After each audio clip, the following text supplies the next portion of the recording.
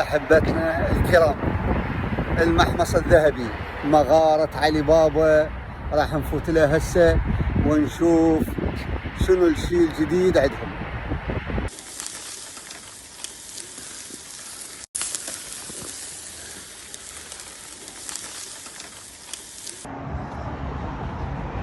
جولة في المحمص الذهبي من يابلس مينيسوتا. طبعا تحس بروحك داخل إلى حقل ألغام، بس ألغام عبارة عن حلويات. وأول ما تفتح الباب تصير الكنافة بوجهك تدمرك تدمير.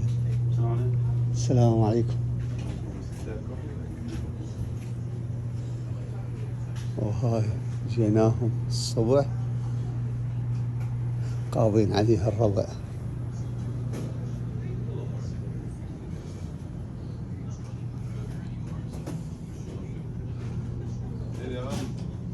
السلام عليكم، كيف الأحوال؟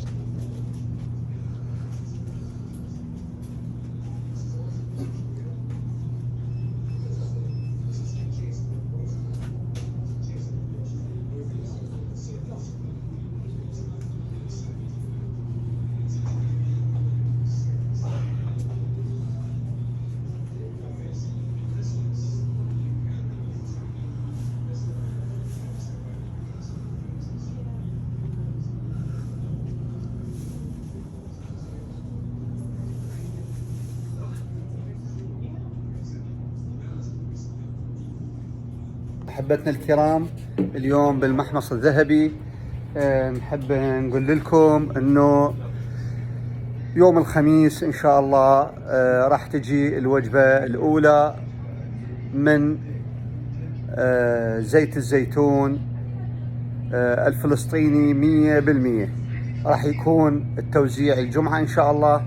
اللي يريد يحجز، اللي مقدما اللي يريد يجي، موجود تنكات حجم كبير يوم الخميس. واكو وجبة ثانية راح تجي نهاية شهر 11، واكو وجبة ثالثة راح تجي نهاية شهر 12. هذيك الوجبات راح تكون بها احجام، اما مال يوم الخميس فقط تنكات من الشجرة للخلاط للمحمص الذهبي. لا تفوتون هاي الفرصة، وكل الهلا بيكم. كل ما تجي للمحمص الذهبي راح تكتشف أسرار جديدة. هذا مو محمص، هذا كهف علي بابا. ضلوا ويانا خلينا نشوف ايش بيه كهف علي بابا. من يعرف هاي شنو ولا جائزة. اليوم راح نفتح لكم سر من أسرار المحمص الذهبي. زيتون فلسطيني 100%. بعد شنو؟ زعتر فلسطيني 100%. بعد شنو؟ زيت الزيتون فلسطيني 100%، من الشجرة للخلاط ليمكم. وهذا الفطور الفلسطيني اللي يعجب الخاطر. نرد نغبقهن لو نرجعهن لكم بعيونكم ولعيونكم.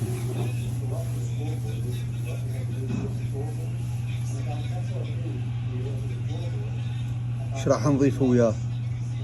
الزيتون الفلسطيني والزعتر الفلسطيني وزيت الزيتون الفلسطيني، من الشجرة للخلاط للمحمص الذهبي والدكة الغزاوية. ويا عيني هذا مو زيتون، هذا اذا تشرب قلاص من عنده للصبح تظل دايخ براسه.